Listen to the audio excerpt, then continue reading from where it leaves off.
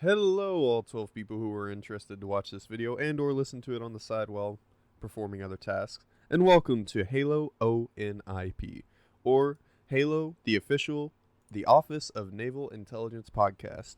Bro, I messed it up anyways. It took you all of 15 seconds. Yes, sir. All of 15 whole seconds. Now, this is not actually Halo ONIP, it's pronounced Halo ONIP, like oh no, our table, but Broken. it's ONIP. Anyways, I'm Tim, aka Just Bearable on Twitch, and at JBearable on Twitter. Accompanying me is my co-host at Apollon1804, or Carl. He is Apollon1804 on Twitter and everywhere else. And I was looking through YouTube the other day and saw that while there are other podcasts talking about the lore of Halo, there's not a lot. There's not a diverse selection. So, taking inspiration from Adeptus Ridiculousness, we wanted to try something new. So this podcast is going to be dedicated to everything Halo related. I have played every Halo game multiple times, except for maybe like Halo Wars 2 because I'm not into RTSs. And I absolutely believe that 343 hit it out of the park in Halo Infinite, and I'm super excited to be jumping into yet another game related to my childhood. The other one being Pokemon, of course. What I'm most excited about is that finally, after hundreds to possibly thousands of hours of devoting my time to a game franchise, it finally seems to be worth it. And with all the newfound interest in the series, I, along with Carl, want to explain the extremely deep lore that surrounds the franchise as a whole. And what place to start other than the beginning? No. Now, of course, whenever you say the beginning of Halo, people are thinking like Halo Combat Evolved, the first game that came out, or Halo Reach. No. You can go play those games at any time as long as you want, or, as long as you own them or someone you know owns them, but that's not what I'm talking about. I'm talking about the first contact and the first documented battle between the United Nations Space Command, otherwise known as the UNSC, and the alien conglomeration of cultists known as the Covenant. So, before we get into it, remember to leave a like and comment or just share and sub and let us know how we do. I am expecting a ton of actually to appear in the chat. So Carl, shall we get started? Yes, we should. All right. So, would you just start off by explaining how much you know about the Halo lore? So, I know, the basic, I guess. I played all of the games. I don't really remember, 4 or 5. But I played a lot of Halo Wars and Halo Wars 2 I got into for a good bit. So, I know, the story of Chief. Or at least the game side of Chief. And that whole mess, and it gets a little fuzzy around 4 or 5 and whatnot. Which, I mean, is fair. That's where most people lost interest in the series, and the story of Chief goes so much deeper than what people realize from the games. But Chief gets talked about enough. Starting off the first podcast about Halo and not talking about Mr. Halo himself sounds like a terrible idea, but you know what? Fuck it. We're doing it live. So, we're going to go ahead and start off with Contact Harvest. It is one of the Halo novels, and it discusses this first contact and the first battle between the UNSC and the Covenant. So technically, the only thing that I could find browsing the official forums for everything, Halo, which is the Halo Fandom Wiki, the first official contact with the Covenant forces was actually in 2524, only 503 years away, where a civilian frigate was boarded and taken by a boarding crew of Kigyar, more commonly known as the Jackals. Now, this is a side note. I am going to stick to the human nicknames as much as possible, but I will still refer to the species by their Covenant names from time to time. Does that make sense? Makes more sense to me. Yeah, because I don't want to be losing people talking about the Kigyar and Julahari and the Sangheili and the Ugoi. Okay, Like, no, see, I it's know not the the hillbilly. I know the brute and the elite ones, but that's it. I don't know. I didn't know the Kiggyar were jackals. Yeah, the Kiggyar are jackals. Okay. So, anyways, after this first contact with an alien species, of course, humanity being humans, they were just like, hey, give us trade stuff so that way we can become peaceful together and all that.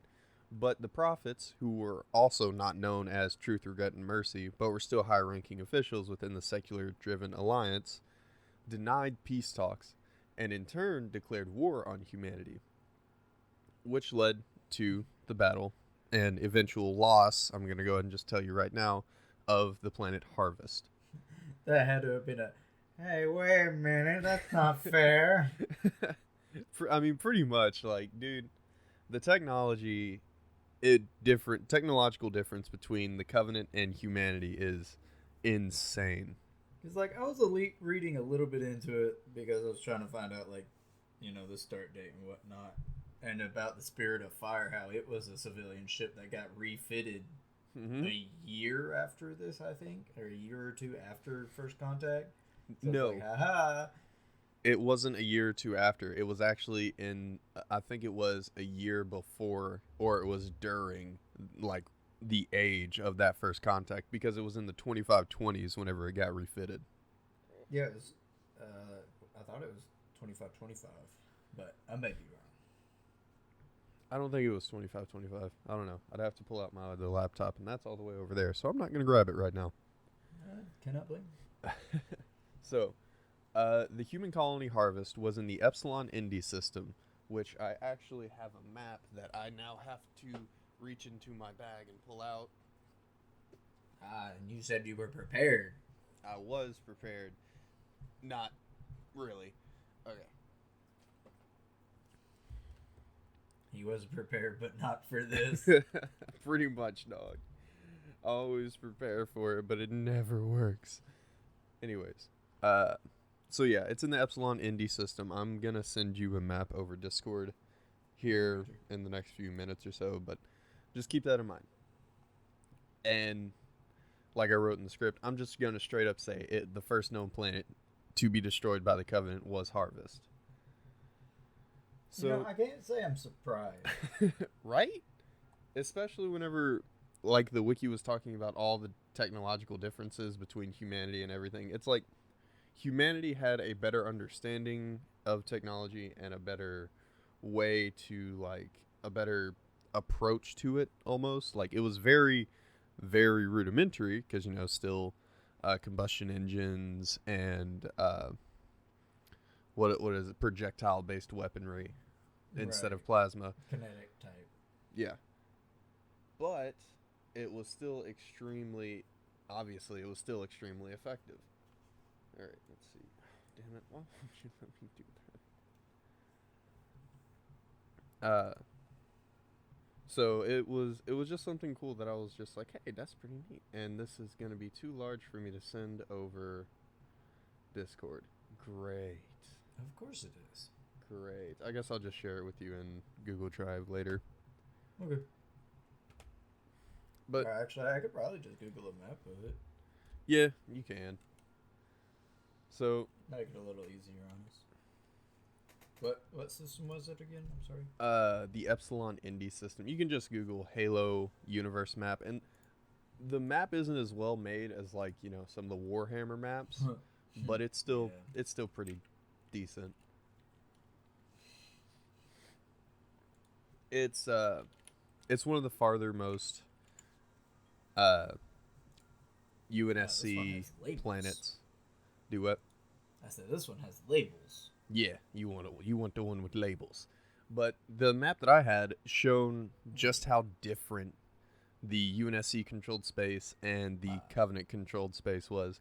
Like, it was fucking massive. Is what the Covenant controlled, and there's just this little bit of what Humies control, and I'm just over here like, yeah.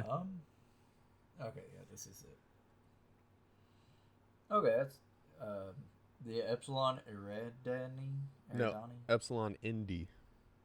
Epsilon Indy. I think Iridani is the one that has reach. And Sol is, of course, our system that has Earth. It has Right. has the Earth. Oh, I see it. Okay. Okay, so that's just like a relative idea as to where it's located compared Like to that's Earth. kind of far, actually. Now, it may not look that far. It depends on what map you're looking at too, because there's some of them where it's like, Well, this one has like rings, so like distance rings. oh, oh no, I know what map you're talking about, and I didn't really like that one. Okie dokie, go and find it. All right, while you found a map, I'm gonna continue on. Mm-hmm. So, Harvest was yeah, yeah, it was not good. So I guess I'll just go ahead and follow along with what I have on this script here. So this was a planet where our favorite gun-toting, cigar-smoking, knowing what the ladies like badass known as Sergeant Avery Johnson was familiar with. He had been involved in an op against the insurrection during his time in the Orion Project, which of course will get its own future episode as long as people were, like this, and had returned to Harvest along with Staff Sergeant Nolan Bryan and Captain Ponder to train a colonial militia to fight what they believed was another insurrectionist attack on local shipping frigates.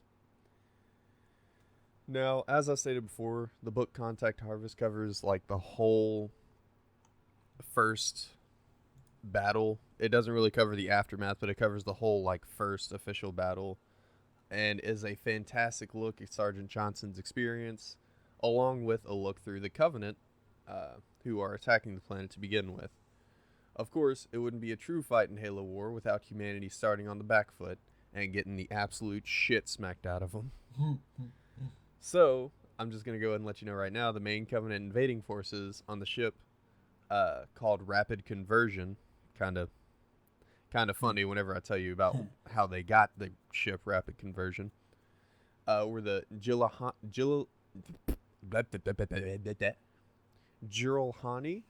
Ungoi, and Yanmays. The Jiralhani are the brutes, Ungoi are grunts, and Yanmei are drones or buggers. The first time you encounter them is Halo 2. And so the map I'm looking at now, I'm sorry to interrupt, it actually shows like the starting area for the Covenant. It has the Sanghili planet, the Yanmei, the Ungoi, the Jirahani, the San Shayum, the Kigyar, and the Legolo. The Legolo I know is the Hunters. Yes, that is the Hunters. Oh, and that tiny bit is UNSC space. I see. Yeah, understandable. That's the map I was telling you about, where it's just like, oh yeah, this huge area right here, that's Covenant space. See that dot? That's UNSC space. Yeah, like I was looking at it on the right side. I was like, all right. I mean, understandable. They're more spacefaring. Then you look at the right. Oh, oh my God. Yep, that is exactly how it is. Yeah, it's insane whenever you go back and you like actually look at some of the community created maps as to what we understand just from the lore building of the novels and everything, and you're just sitting there like, oh fuck, how did we win? There is 40 million light years between Sol and Covenant planets. Yep. Oh God. Yep. Alrighty. So back onto the topic. The leader was, I'm going to butcher this name, I already know it, was Mesubius? Mesubussy?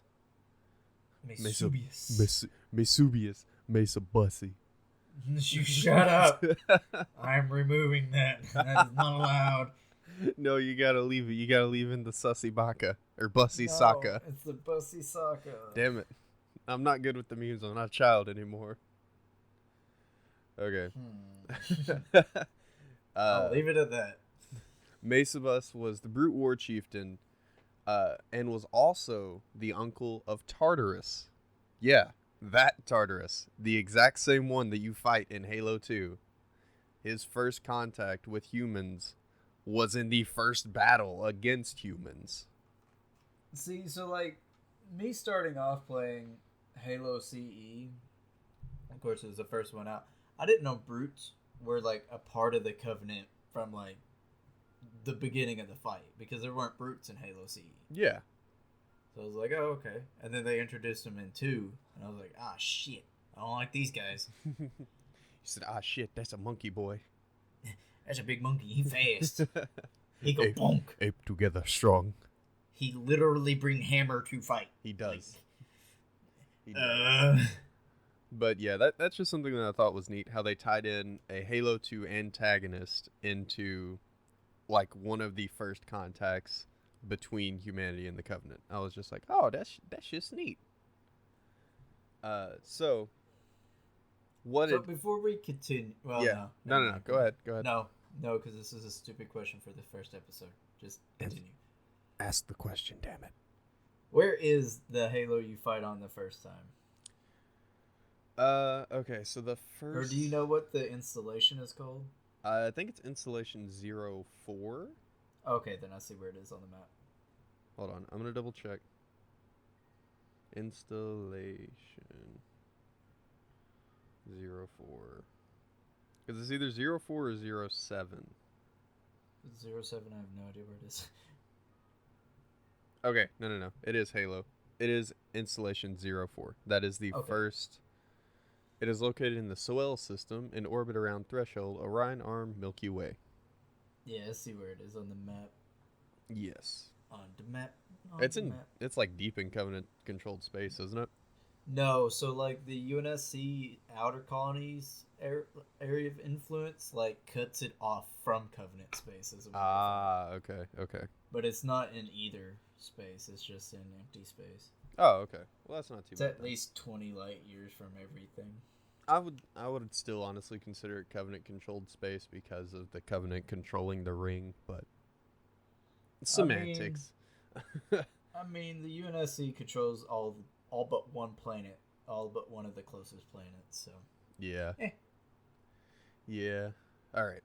So I'm going to tell you a little bit about the rapid conversion first. The rapid conversion actually has a really funny name because Mesabus... Don't tell me they converge on you rapidly. No.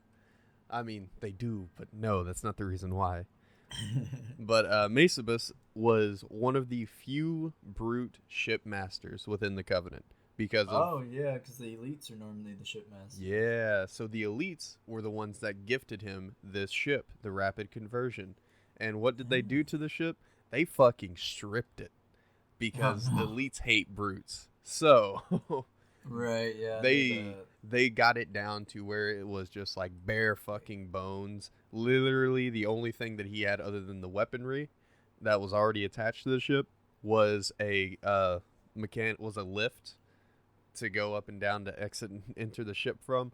And fucking Mesabus, being the Chad brute chieftain he is, fucking took out the lift and put in a ladder to say fuck you elites because their knees don't bend that way. So they can't get up and down ladders.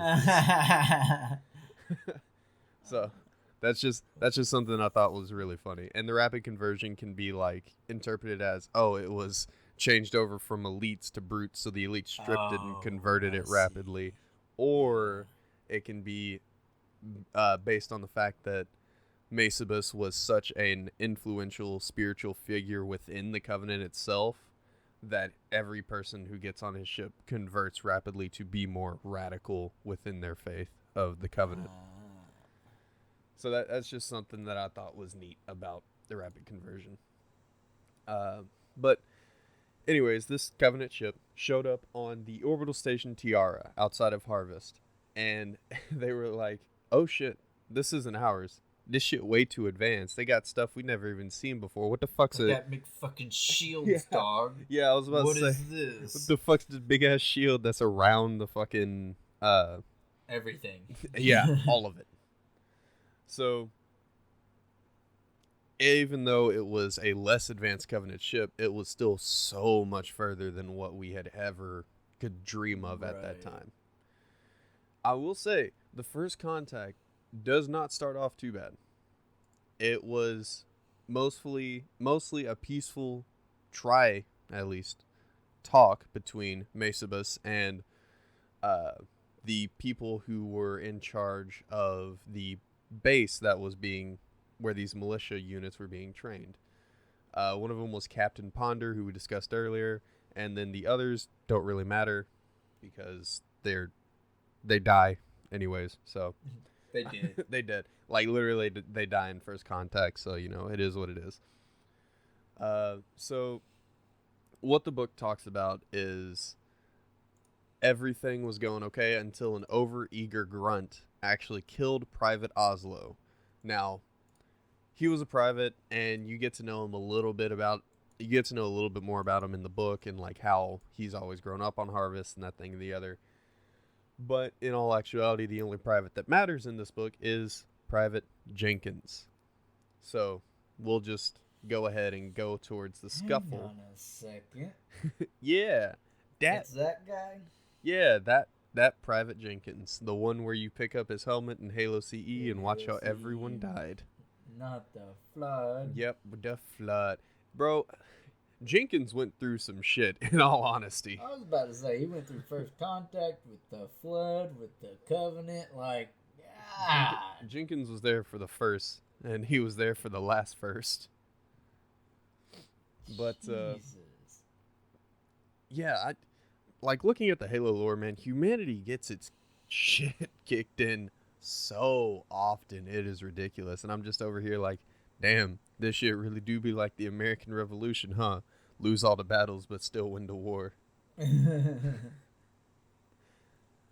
Okay. So after shit went south by Private Oslo getting killed, there was a scuffle between Mesabus and the people he had brought with him, the Ungoi, or the Grunts, and Tartarus and a couple of Tartarus's battle brothers. And Mesabus had actually wound up getting wounded. He was actually driving a first prototype of a brute chopper and started using that against everybody. But Johnson said, hey, fuck your shit. Eat this green warthog real quick. And wounded Mesabus pretty badly. Let's go. Yes, sir. Johnson's a badass, bro. I know like him. Like, anytime I saw him, I was like, this is my man. That's my boy right there. That's my boy right there. So what this led to is the reason why they had obviously were trying to get everybody out safely, and the group that actually went to go and talk to Mesabus and Tartarus and all those Covenant members had obviously the two of them that had went there that weren't Captain Ponder died like immediately. They were just like shot in the head or some shit like that. And Captain Ponder became gravely wounded. So Johnson and Staff Sergeant Bryan were able to grab Captain Ponder and retreat with him along with the rest of the unit. Now, after this, the Rapid Conversions crew came under new management thanks to Tartarus's challenge. And obviously, whenever you hear the name Tartarus, you think, oh, that's the guy from Halo 2. So obviously he wins the challenge and winds up killing Mesabus and becoming the new chieftain of... He was wounded, so he kind of like gypped it. Yeah. Kind of fucked up. Yeah. But, but it is what it is. We can't rule in the brutes. You know how it is. Yes, sir. Brutes value strength over all else, so yeah, I get it. And Tartarus was more concerned with the fact that Mesabus had actually went against a direct order from the prophets, or one of the like leading members of the church, and was just like, "Hey, look, you see this planet that you're about to make contact with? Fucking glass it, just from orbit, glass that shit." Instead, Mesabus, who is more concerned about the Forerunner side of the religious, zealotry that the Covenant has, he was just like, but my oracles. My oracles. But my oracles. So, it was one of those things where it's like, oh no, I want to go and search this planet for Forerunner technology so that way I can be of more use to the whole Covenant as a whole. So instead of glassing it, he decided to go and talk peacefully, and then that's where all this wound up going south. But after the Rapid Conversion had taken over, or came under the control of Tartarus, Tartarus started to go forth with the order of the glassing, obviously, and he also sent some of the rapid conversion crew to go and take the orbital station Tiara, so that way the humanity had like no escape route. Right. And the only way to get to Tiara from the surface of the planet was to use the space elevator located in Utgard, which is the capital city of Harvest. Mm-hmm. So, not too long after that, Governor Niles Thune issued the order to evacuate, and while some did, most stayed because dumbass Humies and died in We the. got to fight. They said, "They're gonna take my land, no, boy. We're gonna get this shit Get back." off my land, boy. I got me shotgun. I was about to say cock shotgun with malicious intent. Right, yeah. You know, as humies do. Yep, and then they started firing it in the air as the glass beam came down and just fucking wiped them off the planet. Yeah. Well, in their defense, did they know that type of No, thing was possible? they had no idea about that. They knew that like mass drivers and Mac guns and stuff like that were possible, but they didn't think about a continuous. That's not gonna wipe out of a planet, you know. That's like a overkill artillery strike, you know. Yeah. So after most of the human civilization, after most of didn't take long. After most of the human civilization decided, hey, no, this is our land. We're gonna stay and fight. Like, most of them died during the subsequent ground battles and skirmishes, and of course, like I was talking about, the glassing. Because that's how you die. That is how you die. But eventually, I can't remember exactly how she showed up, but an Oni commander, or an Oni lieutenant commander, known as Jillian Alsinji, eventually showed up and took full military control and got a plan going to get the Tiara back into human hands. So that way they would actually have an escape route to go and signal for more help from the rest of the colonies. Now, I can't fully remember how they got this intelligence or exactly how it fell into human hands or whatever, but eventually they got intelligence that let Jillian know that the rapid conversion was actually looking for Forerunner artifacts. And Captain Ponder, who, you know, it's been a few days since he had been wounded, but he was still recovering, so it was basically a mortal wound. It was just taking him forever to die.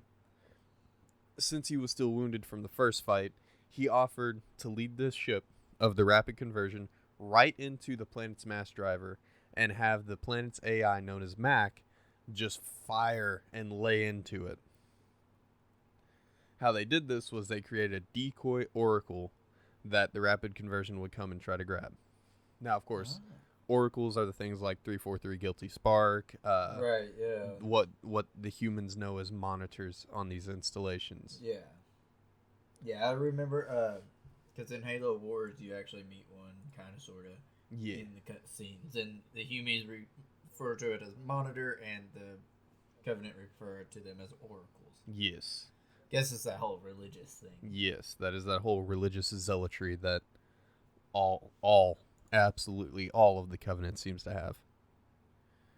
So, once their air superiority had been dealt with by firing 2 shots, just like back to back straight through the rapid conversion, eventually the ship decided, oh shit, we no work no more, and it just like crashed into the surface. Now, after that had happened, the militia mobilized and moved to retake Tiara. So they started by sending a bunch of decoy, what are they called? Hold on, decoy containers. They are frigate containers full of explosives, and some of them had Marines in them. Yes. So the Marines were going up there, and of course, in this strike team, there was Johnson, Jenkins, Brian, and Jillian herself to make sure that everything went smoothly. And of course, since these are the name characters, now they live. Yeah. Plot armor. Right. The plot armor thickens. Pretty much. Pretty much. So they set up some of these decoy containers that were filled with squads, and whenever the Covenant would go and try to view it, they got blown the fuck up. And You know what's funny? It is the opposite of ODST. yeah, pretty much. It's instead of stealth, it's Russian stealth. So, so after a little while of this battle on Tiara, eventually the humans are victorious in retaking the orbital station. Now, do you remember what I said about plot armor? Yeah, Staff Sergeant Brian, he's fucking dead. I can't remember. Yes. I can't remember exactly how he died. It was either he had gotten shot somehow, or he took a shot for Johnson or something like that. Because Johnson had also been shot. I think it was like a plasma pistol shot to his abdomen. I want to say it was either his. It was either his abdomen or his leg, but I can't remember which. But yeah, after eventually, many casualties on both sides, the humans had retaken it, and now they started sending up cargo freighters like it was fucking going out of style. I think it was like there were 7 going up every second or some bullshit like that. It was. Good God. Yeah, it was something whack, and the reason why was because I'm pretty sure there were other Covenant ships that were coming. They saw them coming. They were like, fuck, shit, fuck, shit, gotta go. Pretty much. And what this had led to was after everything had gone up the cargo elevator, or the space elevator, they started sending them out to try and get them into slip space. A total of 360 cargo freighters were filled with refugees from Harvest. And this isn't even like most of the planet. This is like a small amount of it. These are the people that are like... That's like the main country. Yeah. Like main continent of Harvest. Yeah, that's like the people that are just like, hey, our governor said we should evacuate. Let's do that. Not, right. Hey, I'm going to protect my land as the glassing intensifies. Right, yeah. So, eventually they were elevated up to Tiara, and while they were trying to escape into slip space, out of 360 freighters that had gone up there, only, actually, not only, but 145 of them were destroyed before they could enter slip space. Oh my God. Yeah, so luckily this is one of humanity's like newer colonies, and it's just an agricultural farm or an agricultural colony, so it's not that important to humanity, but it's still pretty important. I mean, it's still a planet. So obviously that is the Battle of Harvest, and there's some points that I want to make about the aftermath of this devastating defeat for humanity. But first I want to know what your thoughts are on this, Carl. That's pretty rough, because that gives me like Halo 3 vibes, like New Mombasa, and like ODST vibes, because Space Elevator, of course, and you're fighting for that, and then it gets destroyed and all that. Well, the space elevator didn't get destroyed.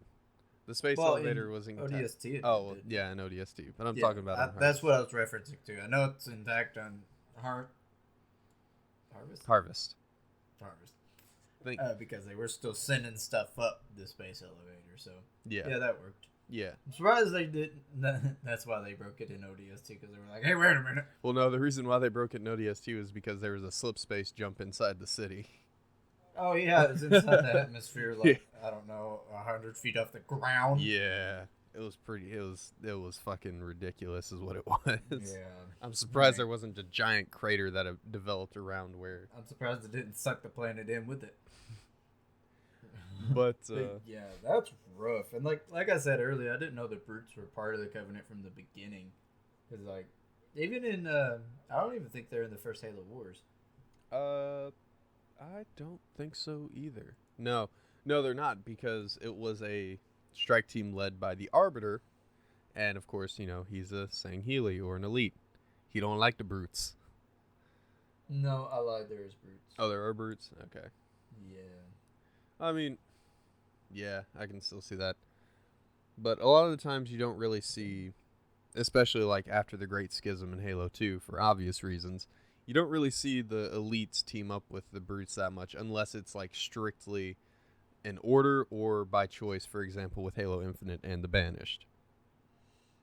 Right, yeah, the Banished is something else, bro. Yeah, we'll do a whole thing on the Banished.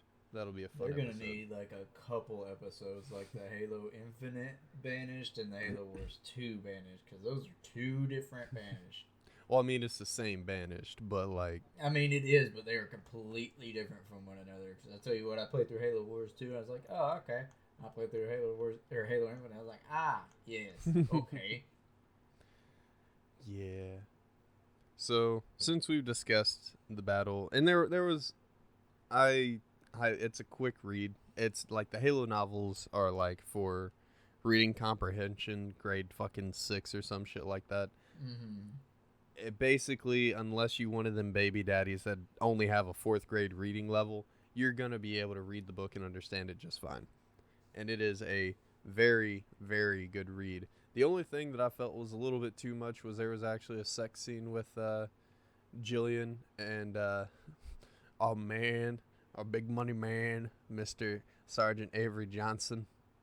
Yo, And let's go, my and boy. I was just like, why? Why you just randomly throwing this shit in there at the end? But okay, go off, I guess.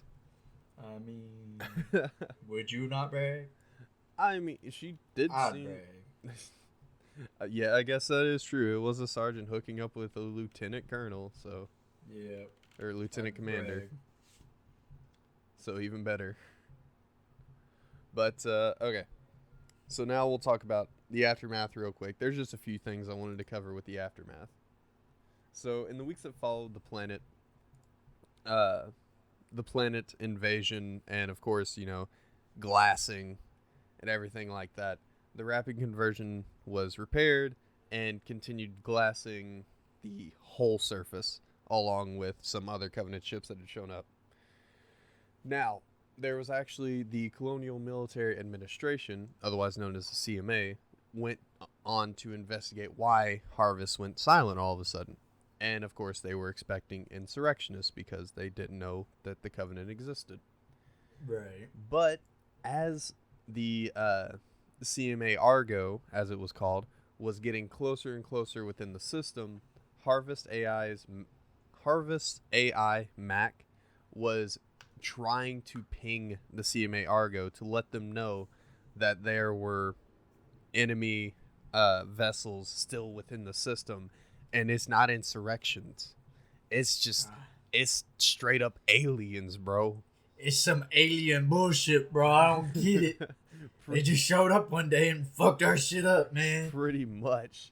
And this was obviously unsuccessful. And whenever Argo came into the space within Harvest, Rapid Conversion said, haha, plasma cannon go brr. And just straight up like decimated the Argo. Now, luckily enough, the Argo was able to send a ping out to a battle cluster that was actually following it. And or not a cluster, but a battle group. And this battle group consisted of the CMA Hercules, Arabia, and Vostok. Now, I'm just gonna let you take a guess real quick. Which of these 3 do you think survived the next contact? Oh, so one survived? I will say one survives. I hope the Vostok does, because I always like that Russian name. All right. So, after they were, making their way towards Harvest, they were months later. By this time, a Covenant battleship had actually shown up. Oh, no. Yeah, a big ass fucking Covey battleship, bro, had shown up and was there for the sole purpose of repelling any type of human resistance or countermeasure that they would come and try to take back. to retake the planet. Yes. And they showed up. The Hercules, Arabia, and Vostok showed up. And after they sent out a peaceful ping to try to identify the ship, they got back the message, your destruction is the will of the gods, and we are their instruments, and immediately opened fire on them. Oh my god. So the engagement lasted a total of 14 seconds. I was about to say it lasted, 5 seconds? 14. It lasted long enough for the fucking plasma cannons to charge and the plasma to hit the other ships.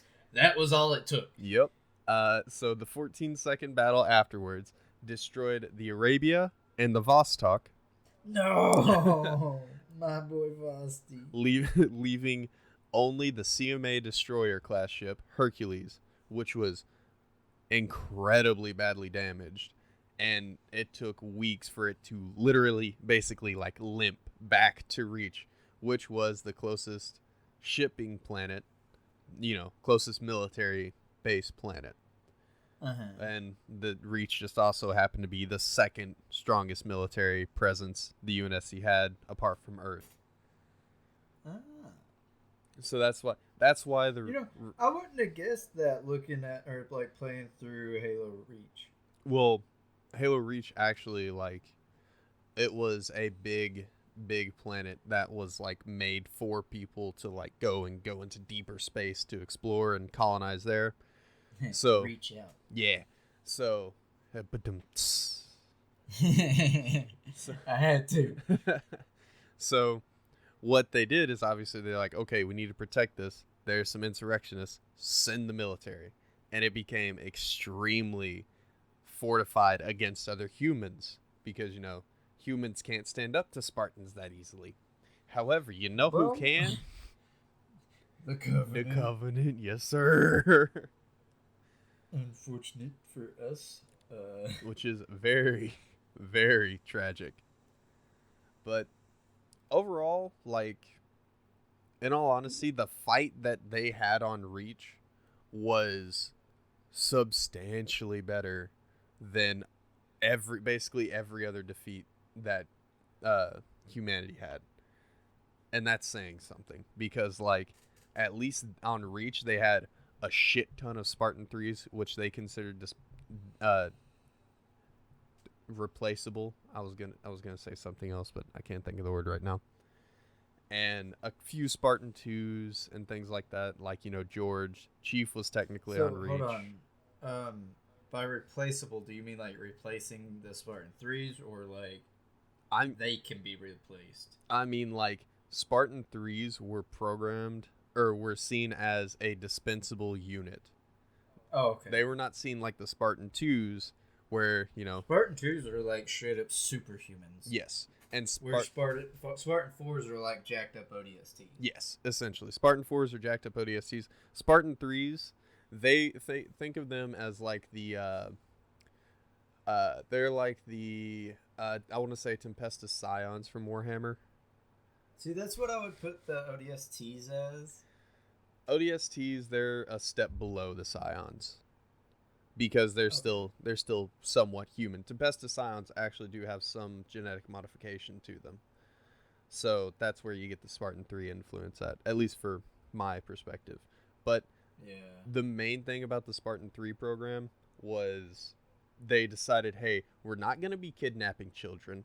We're not going to be doing all this, that, and the other. Instead, they took older recruits that they had maybe kidnapped, but it was from orphanages this time, not families. I'm a fan of the Warhammer universe. You just kidnap whoever you want. So what they did was they had taken these older subjects and had genetically modified them. And of course, since they were older, their bodies didn't have necessarily as much time to adapt to it. And instead of spending so much money on armor and all these other things that the Spartan 2s had, they made like cheap replaceable Mjolnir armor, which was the Mjolnir 5B that Noble 6 wears in Halo Reach. And it was one of those things. They were often labeled as the like Suicide Squad.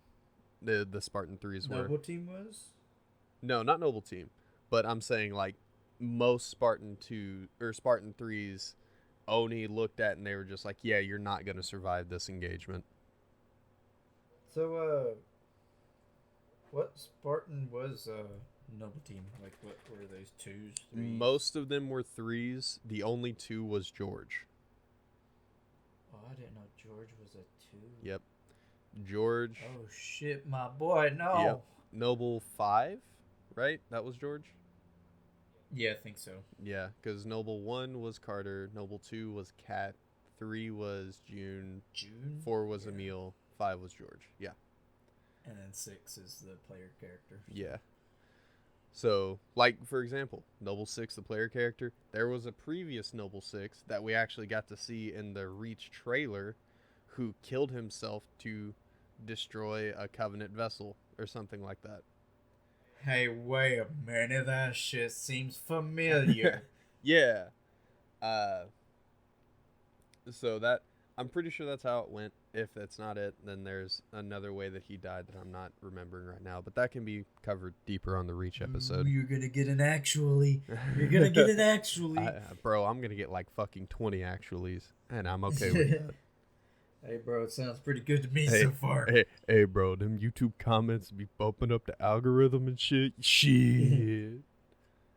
People will see that. Hey, we can't get disliked no more. Hey, there we go. You gotta look at the ups, not the downs.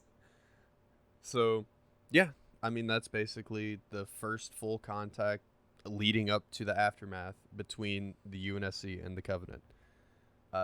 And a little bit thrown in there about, the Spartan 3 program and stuff, which I feel like the next episode we do, I have an idea for what I want to do, and I don't want to tell you because I want it to be a surprise. Oh, no. So, Oh, God, I'm terrified. yeah, it'll be fine. It'll be fine. Nah, it'll be fine, he says. It'll be fine. Oh, we're just going to talk about, I don't know, all of the different kinds of Spartans and name them. Okay, we won't name them all per se, but Well, like, you'll name the important ones, like Blue Team and... yeah, Fred, Kelly, Linda, and Chief. This guy. This guy. And then Osiris for Spartan 4. I only know Locke, Bucky, or Buck, and there's another one. Vi? No, it's not Vi. Oh, is that the redhead chick? It's the one with the red armor. I can't think of what her name is. It starts with a V. I'm thinking of the one in the gray armor. I can't remember what Halo she's from, but I just remember the cutscene where it's like Chief getting his armor taken off. Oh, no. That's Sergeant Palmer. That's she's a Spartan 4. That's actually the leader of your team in the Spartan Ops missions in Halo 4. Ah. Which was, honestly, quick aside, I liked Halo 4's. I liked its campaign. I really enjoyed its Spartan Ops. But I also, I'm gonna be labeled a heretic for saying this, so I'm not gonna say it. Instead, we're just gonna move on to the outro. And Hold on. No, you can't do that. You can't do that. No, you made me ask my stupid question. You look like a fucking idiot. Bro, I already look like an idiot. Come on. I'm a little guy. I'm a little birthday boy. You wouldn't. God damn it, if it wasn't so close to your birthday, I wouldn't let that fly, but alright, continue. Alright. So we're going to go ahead and move on to the outro now. I just want to thank everybody for listening to us ramble for the past, 40-ish minutes. Give or take. Closer to 50. This is around about, 3 pages of script. This is around about what I had imagined the length that would be for this episode. And I feel like it's something that, hopefully a lot of people who necessarily are, trying Halo Infinite or have been away from the lore for a little while, hopefully this will be a good way to, get some people caught up and maybe reinterested in the series. You never know. But anyways, I have been your host, Tim, aka Just Bearable, on basically everything important, and then at JBearable on Twitter, and my co-host Carl. You can find me at Apollon1804 on literally everything. I don't think there's a single thing that I'm anything different. So, yeah. Yeah, he's not a very creative man. So, with that, once again, thank you for watching. Be sure to share, like, and, maybe hit that subscribe button if you on YouTube. You know what I'm talking about. Come on, get us out there. And I hope everyone has a fantastic evening and happy holidays. Goodbye. Goodbye.